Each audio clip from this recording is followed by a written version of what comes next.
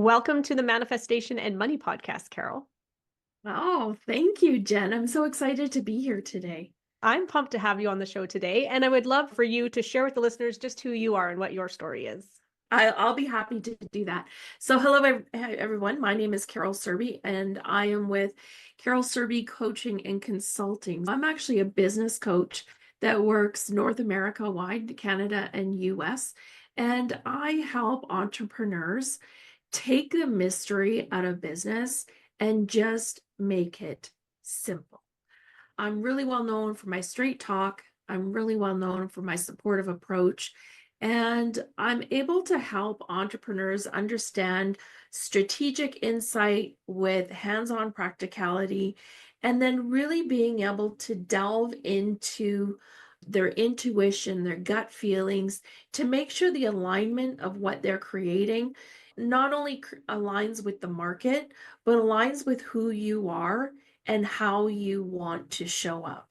My mantra is make success simple, which really reflects my promise to you to cut through the clutter, empower my clients, and help them take confident action. Lovely. So, what inspired you to work with entrepreneurs? Well, I'm an entrepreneur myself. So in 1995, I lived in Vancouver, BC, Canada, and my husband and I together, we started a specialty concrete company down there that we ran until we sold it in 2019. Even as a kid, I never quite played by the rules in school. Not that I was a troublemaker, but I was always that kid that asked, how come we're doing it this way? Isn't there a better way to do it? And that way of showing up has been prevalent throughout my whole life. So it only makes sense that I'm an entrepreneur. Mm-hmm. And having that curious question, to pose those questions and actually articulate them can make a huge difference in the life trajectory of being able to ask yourself that question and others, because I find so often we get caught in a loop of just following, oh, here's the way we do it, so therefore we're going to continue doing it this way, right? So to have people like you who are challenging the questions of why are we doing it this way? Why? Yeah. And just to touch on what you just said, I feel as though there's so many people out there, to your point, right? We're put in a rote school system, we're put in a rote college or university system, and we're put in a rote job, or whatever it is. There's a lot of people out there that if you ask them, what do you want? They couldn't even answer that question for you. They are so removed from their own sense of self-empowerment. They're so removed from what really lights them up. And again, I'll come back to the intuition piece. They're removed from what that gut inner knowing and that gut calling is saying. And as I continue to coach clients, I currently have about a stack of about 30 clients that I'm actively coaching. One of the biggest challenges they have is that clarity of vision, right? What is it that I want? And here's what I noticed is, a client, say in the first 1 to 3 months with me, they might come out and go, okay, I want this, I want this, I want this. And 6 months later, we'll review that and he'll go, okay, well, this needs to change and this needs to change. So the perfection in knowing what we want is also something that gets in our way, right? As we take steps towards what we want, the path is revealed to us, right? Mm-hmm. So imperfect action or progress over perfection is what I'm looking for from the people that I'm coaching. Because what I do know for sure is that when you're first starting out in your business or when you're first starting out with a goal, you just have to start. It really is that simple. If you're waiting for the perfection of what that vision is, you're never going to go. And because that perfection is revealed along the pathway. And that's where, not that this call is about coaching, but that's where coaching really comes in, is a coach can really help you see your blind spots and help you see what you're not seeing. Even just as an example today, someone was walking me through their process, and I said, "So what's the problem with this process?" And he's like, I don't know. I'm screen sharing and I've highlighted it in red, right? Like he says, what, I'm still in it? I'm like, yeah, you're still in it. I said, if you could get out of this process from an entrepreneurial and a business owner point of view, how much time would that actually save you? And he thought about it. He says, Carol, if I could get somebody else to do that, that'd probably save me 7 hours a week. Right.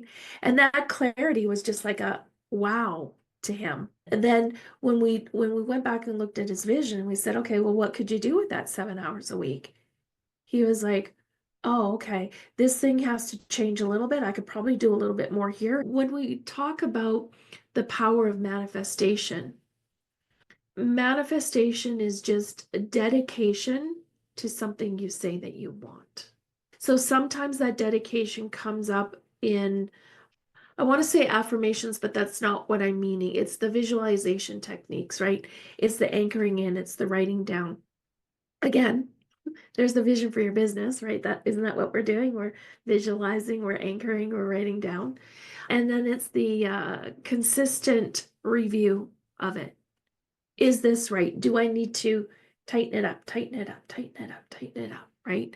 And then it's the action behind, okay, what's truly within my control and within my power to be able to take the next steps to what it is I say I want. Yeah. That was a lot of words. But that was good because you framed something in there that I haven't really come across on the show yet. And I think so many of us get hung up on or fixated on creating the ideal life, that perfect life, that dream life, that we don't go into it going, okay, here's like kind of what I want. I'm going to start going kind of towards what I want. And then that perfect life is going to reveal itself by going through the steps. And I think you can be more discerning. Oh, I didn't like that. Okay. So we're going to pivot this way a little bit. Oh, I really like that. So now I'm going to pivot that. So instead of starting with the ultimate clarity of what the end goal is, you're saying start with pretty much in the direction you want to go and hold that, and you're going to find the clarity and the perfection as you're moving towards that mark.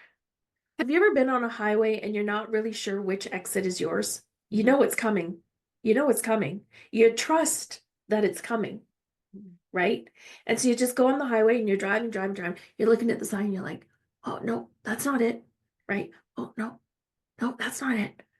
Oh, oh, oh, it's here, it's here, it's here. And then you can make the choice, right? Here's your choice point. Do we continue going on the highway, or do we take the exit that's feeling right, that's saying all the right words, that's glowing in the color that we like, whatever it is, right? It's the same thing. You have to get on the highway first, Yeah. if that's a good analogy. And the one thing I want to point out is you used a negative. And I want people to understand that the universe doesn't understand negatives. Okay. So if you say, I don't want this, which is what your example was, the universe doesn't hear don't, right? The universe hears, I want this. Yeah. So if you're fixating enough on something you don't want, you're going to get it, right? So the trick there is the awareness around, oh, I'm saying something in a negative. How can I flip this? Flip it on its head. So I'm actually stating something in the positive. If I don't want that, then maybe what I need to do is I say, I want that, and just leave that alone, right? Don't step into it. So, yeah, if we wait for perfection, we get into that analysis paralysis. And then what it is we want can't unfold to us. When you think back when you were 5 years old and you just had a fight with your mom and dad, or you just got grounded, I wish I was an adult so that I could make my own decisions, right? Imagine being 5 and then just being whoop, whoop, whoop, teleported into a 32-year-old, right? You'd be unable to handle life. So we need that. Think about the path towards what you want is those opportunities to grow into the pieces that we didn't even know was part of the path. Yep.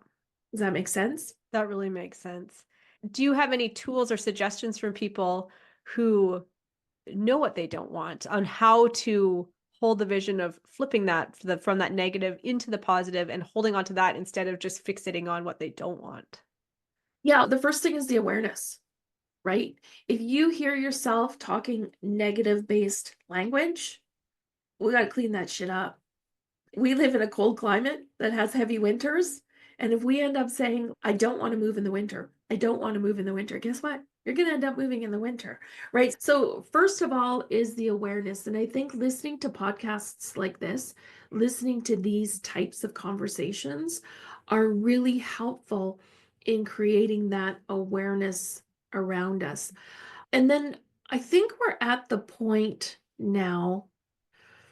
I'm not really sure to how spiritual I should get on this call because I don't want to scare some of your listeners. But I think from the 3D to the 4D to the 5D worlds, we're really at the point where there's some of us, and I know you and I are two of those people that are actually working in 5D, right? We're actually working within the matrix.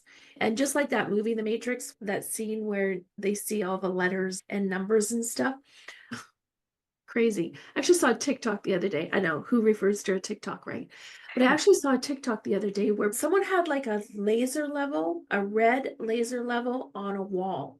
Now, it had nothing to do with what levels do, but what they noticed, and here's the awareness piece. What they noticed is when they came in close and they looked at that light on the wall, the light was actually dancing. The light actually had movement in it, right?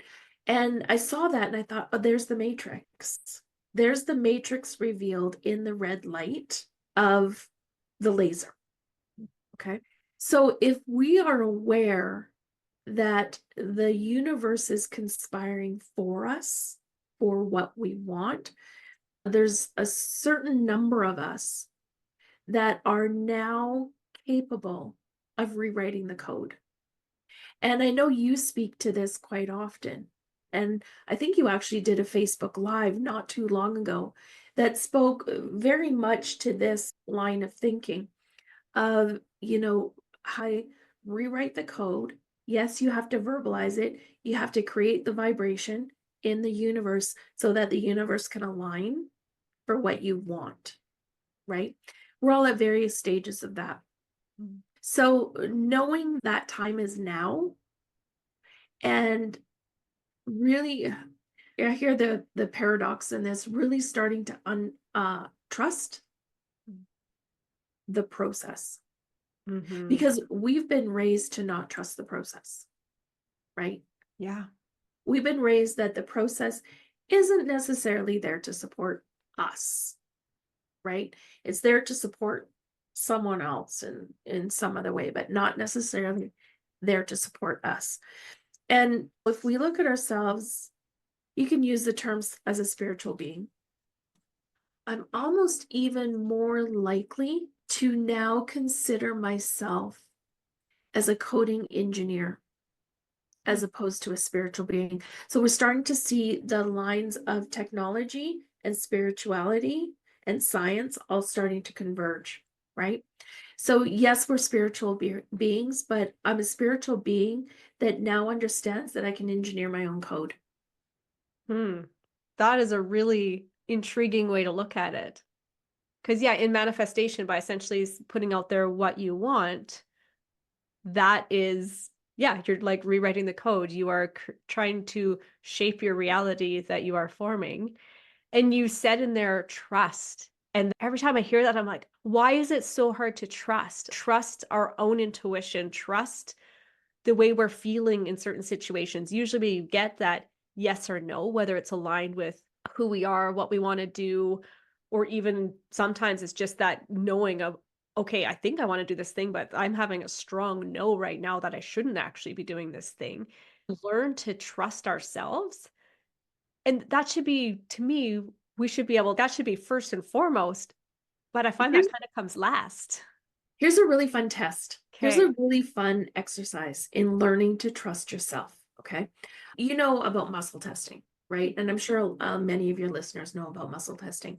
But for those of us that don't, if we were to hold our arm out to the side and have somebody press down on our arm and we're trying to hold it strong, and I'm describing this for your listeners, if we say something that is untrue, our muscles give way and our arm will fall. If we say something that is true, our strength holds. And that same pressure, we can resist the pressure and our arm will stay held out beside us.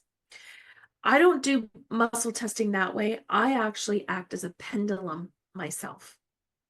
I can do it sitting or standing, and I can even just do it in my mind. I don't actually even have to physically do it. But I will ask myself, show me a yes, and I'll just wait for my body to respond.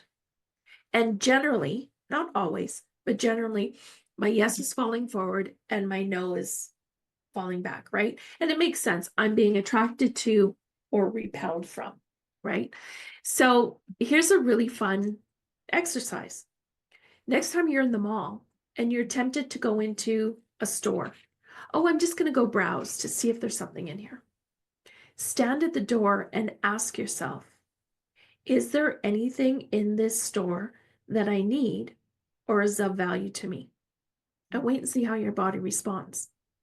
Now, the fun part is if you get a yes, go in and be open to whatever that thing is to revealing itself to you.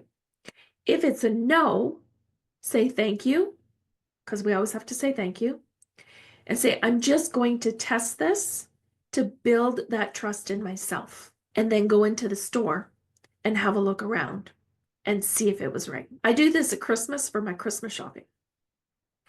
Fascinating. I'll go to each store. I have my list, right? Physical or in my mind. Generally, it's on my phone. And I'll say, is there anything in this store that is on my list or would be of benefit to anybody that I'm buying Christmas gifts for? And if the answer is yes, I'll go in. And 100% of the time there is. And if the answer is no, I don't even bother. Saves me lots of time on Christmas shopping. But it's a fun, non-serious way to test. Yeah.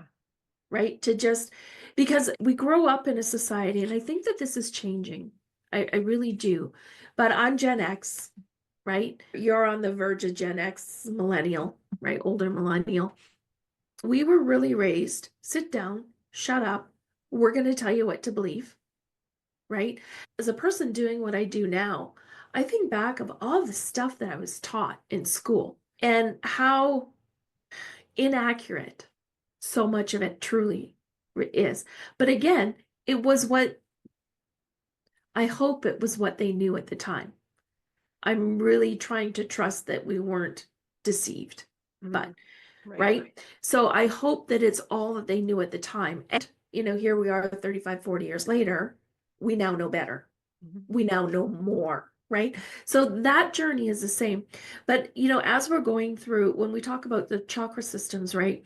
The chakra systems are alive and active when a child is born, right? And whenever I see a brand new baby, I'm always sending my aura out and they're always laughing and giggling at me because they see the colors, right? They see the colors. And I do that on purpose, right?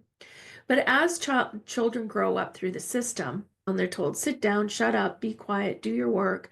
You have this problem, you're ADHD, you're not capable, you're this, not that, whatever. By the time they're 7 years old, they have been told that who they think they are isn't trustworthy, that society and teachers and parents and doctors tell them who they are, right? So in general, a child's chakra energetic system is shut down by the time they're 7 years old. So we wonder why we don't trust ourselves. Because everybody up until the point in time that we were 7 told us that we weren't trustworthy. You're only 5. What do you know? Right? And if you're fortunate enough that's not your mom and dad, maybe it's another kid on the playground. Maybe it was your school buddy. And I'm not judging those people. They're not bad people. They just don't know what they don't know. So again, coming back to the awareness, realizing as a 5-year-old, I let my 8-year-old school buddy tell me that I didn't know what I was doing. And I've now carried that through to me being 40. Time to change my perspective. Mhm. Again, time to rewrite my code. Yeah, it's a continual rewriting. Like, it's not like you're like, "Okay, I've rewritten it, I've put in the work, I spent all month getting really clear on what I want." Mhm. It's an adopted lifestyle that you choose to embody, to Yeah. always be making those decisions, to always, like you said at the beginning of this chat, be questioning things. Why Mhm. are we doing it this way? To always allow yourself to pivot into what feels more expansive, into what you're feeling called to, just to adopt that lifestyle of, I don't even know what word would come with that. Yeah. Trust. Trust. Yeah. Yes. And awareness that I know more now than I knew 5 years ago, right? So, how do we wrap this back into business? Me being a business coach, Mhm. right? So many people get locked up in those stories. Well, my 8-year-old buddy told me when I was 5 that I couldn't add. So that means today that I can't touch QuickBooks Online because I can't add, right? And all the subsequent stories that come to that, right? Coming back to, well, I can't add story, right? But I want to start this business. So really leaning into, so what is it that I think that I need? Well, if I can't add and I want to start a business, I should probably have a bookkeeper, right? So what are the logical next steps that would come after what you want? Again, going back to the highway analogy, we don't always know what we're going to need, but if we're watching the road signs, we'll go, oh, I need that. I need ice cream. I need a Slurpee. I don't know, whatever. And that is where so many people get burnt out in their lives, is they're trying to appease what their old stories are. As the new stories try to come through, they're pushing them down and pushing them down, pushing them down. No, there's only one way to get to grandma's house on the highway. Meanwhile, you could take any one of 4 different exits. From a business perspective, I find that you would have just a unique perspective. You're dealing with people who are in the hustle, bustle, and grind of building out a business, yet you have this strong pull to your intuition. Do you find yourself using that a lot with your clients? If I told you I spent all day, every day channeling, would that surprise you? No. Because here's the thing, I'm in these intimate business relationships with these people. They are, as a CEO in a business, you don't necessarily take your business home and talk to your spouse about it. You might some of the superficial stuff, but some of those deep down problems that are really bothering you, you probably go, I can't put this on my spouse. I can't put this on my children. I don't have a business partner. So they carry this stuff. So when people finally decide to get a business coach, it is truly that place. And I'm bound by the rules and regulations of the International Coaching Federation, right? The non-disclosure details of that contracted agreement, that I don't speak to specifics about my clients to anybody else. And finally, they have a place to share these heavy, heavy, heavy loads, be it operational burnout or just not pricing right that's causing financial problems in the business, or how do I level up my leadership? I want to bring in more teams, and giving yourself permission to do that. I want to add what I feel as though is a very important piece here. And I'm not really sure how it fits, but I'm called to add it. So I'm going to trust that. Is that when CEOs actually look back on the purpose of their business, why they're in business, very often it doesn't even correlate to what the business does. The business is just the tool for us to actually achieve our purpose. Let me give an example. Mhm. I had one client, he will remain unnamed, and his purpose was to make enough money that he could afford to give it away. Now, upon initially hearing that, some of your listeners are going to go, oh, what a greedy guy. right? Ooh, so corporate, right? So what if I added a layer of knowledge that the reason he wanted to do this was because his daughter would be going to university in another year, and he wanted to be able to pay for a full ride university away apartment, everything for her, so that she could get the base knowledge that she needed to get for her to be successful in her life. Is that greedy? Think not. No. His mother, who was aging, in order for her to stay in her home, she was going to need some minor renovations done. And he wanted to do that for her. Is that greedy? The local baseball team, they needed $500 for new jerseys. If he so chose, he wanted to be able to support that baseball team. He wanted to be able to do philanthropic work. His business was his tool for him to make the money so that he could live out his passion and what he wanted to be, which was to be philanthropic. So when we push aside, oh no, I can't grow like that. I can't be a big business like that. My family says that those people are greedy. My family said, or my teacher told me that such and such and this, right? All of that shit just gets in your way. So I really encourage people to spend the time to check in with themselves, to do the walk, to do the drive, to sit in a coffee shop with headphones on, whatever your process is, right? To really start to allow those desires to start to come through you. Because at the other end of it, just like my client who wanted to be philanthropic, there's lots of really good work that can be done because you actually start to recognize what your unique desire is in this world and allow yourself to open to that. Is it going to be perfect? No. Do we expect perfection? No. Are we going to learn a lot? Oh, yeah, it's a ride. I think this segues beautifully into my favorite question, which is, what is your biggest advice that you could share for someone who's wanting to go out and create that life they love? If you're going to honor anyone, honor yourself. And it's so many people will say, oh, well, I don't want my parents to feel disrespected. I didn't say disrespect your parent. I said honor yourself. And there's a personal power that comes with that. And if you really want to sit in what personal power feels like, I highly suggest that your listeners go and look up Amy Cuddy on YouTube. She is a power pose expert, and practice some of those power poses to really get comfortable in knowing what that feels like. When you start to honor yourself first, you're going to be forced to create some boundaries. Again, I'm not saying disrespect your parents. I'm saying you're going to be forced to create some boundaries. What might come of that is your parents, and I'm just using parents as an example, it could be anybody in your community. Your parents are going to test those boundaries, and that test might create a conflict.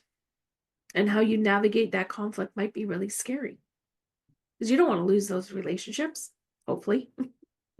Or maybe it's a really good opportunity to say, see ya. Sometimes we get what we don't know we wanted. I'm kidding, of course. I'm kidding, of course. Kind of. Right? So honor yourself. In that honoring of yourself, you can now grow into the purpose, the reason why you've been put on this earth. And some people aren't going to like it, and some people aren't going to respect it. Right? So that's where you need to turn into yourself and respect yourself. And trust the signs. If I'm going to use the parent example again, if your parents are bucking up against this, oh, well, we want to protect you. We want you safe. Like, don't get too big for your britches. How many of these sayings have you heard from your parents, right? Don't be a charlatan. You don't know how to show up like that. Not mine. Right? Take it off. You know, say thank you. I appreciate that you're trying to love me, but I got this. Because that's all they're trying to do. They're not trying to hold you back, generally. They're not trying to hold you back. They're not trying to keep you small. They're trying to keep you safe. Yeah.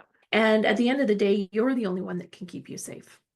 And the best thing to do is to lean into that gut feeling. I remember, just as a quick segue here, I used to run, and there was this really beautiful old gravel pit near my house, like 3 doors down, and it had a 1.5 kilometer trail around it. I would go there almost every day, take the dog, go for a run, whatever. One day, I'm into the park. I'm probably about 40 yards into the park, and I'm looking down this really long straight stretch with the trees growing up around it. Beautiful nature's tunnel, right? Gorgeous. I did it every day for the previous 4 years until this day. And I stopped dead in my tracks. I was running. I stopped dead in my tracks. And I looked down this beautiful long tree covered the tree tunnel walkway. It was probably about 300 yards long. And I stopped dead in my tracks and I went, not today. And I turned around and I went home. I don't know what I avoided. I'll never know. But all I know is my gut said to me, not today. And I listened. Huge impact in my life? I don't know. I don't know what I avoided or not, but I just trusted. So hopefully some of what we talked about here today is helpful to your listeners to create some more awareness, right? Mhm. And when we don't honor ourselves and when we're trying to be good to everybody else and honor what they want for us and all of that life stuff, right? Again, that really comes down to creating burnout in us. I just can't show up in a way that feels good for me. I'm constantly giving to other people. And what does burnout create? It creates illness, it creates weight issues, it creates relationship issues, and there's probably a whole host of other things. So, as part of understanding burnout for your business community specifically, I will share with you a tool that I have. It's called the Business Burnout Recovery Checklist. Okay. And it's a way to help create clarity, create financial awareness, some leadership growth strategies, some self assessments, so that you can actually come back to yourself and start to really be aware of what is it that I want. Looking at some regular self-assessment pieces and recognizing that our path isn't perfect and to bring you back to those constant adjustments Mhm. as we have to go through. And as we continue to make those consistent adjustments through our progress, either in business or in life, we can apply this tool to both for sure. Small adjustments really truly lead to big results. Yeah. And I've found, and maybe you can speak to this, that as we consistently make small adjustments, say, as an example, we're trying to lose weight, and once a month we decide that we're going to either substitute or remove one thing from our diet, right? We're not doing this crash diet stuff anymore. We know better now. But we decided instead of ice cream, I'm going to eat yogurt. Instead of chocolate bars, I'm just not going to buy them. Like whatever it is, right? It's But what chips we, for me. right? Yeah. Salt and vinegar, thanks. Yeah. As we make these small adjustments, all of a sudden we start to notice, oh, my body feels better. Oh, I'm moving better. Oh, my joints aren't as sore. Oh, whatever the aha or the realization is. And at the end of that, it really is up to you what your comfort level is with the big result, right? Maybe we say, oh, I want to lose 20 pounds. We get to 20 pounds. We'll go, oh, you know what? I could I'm enjoying this and I could maybe do another 10, right? So sometimes what we think is our final destination isn't, right? And I'm just using weight as the analogy because everybody understands it, right? But just to know that sometimes the more we show up, the more we're willing to make those consistent adjustments, the faster we reach the target. Actually, the bigger our lives can actually be, Mm. if that makes Yeah. sense. Well put. That's a really expansive way to end this. No matter what your end goal is, know that you can step forth from there too and go even bigger if you want. Where can listeners reach out to you and catch more of your goodness, Carol? Yeah, so my website is Carol Surbey, carolsurbey.com. All those nuggets of wisdom and all my freebies and downloads are available there. And just as a sidebar, September of 2025, I'm putting together a summit for business leaders who want to bring more of the intuitive sense into how they show up and how they run their businesses. So I know it's a little bit down the road, but if you come over to my website, you get on my mailing list. As soon as we start to advertise for that, you can get involved in the summit and really lean into how to use intuition in business. Okay, that sounds like a lot of fun. Yeah. Well, thank you so much for joining me on the show today, Carol. You're welcome. Thank you so much for having me. It's been an absolute pleasure. Mhm.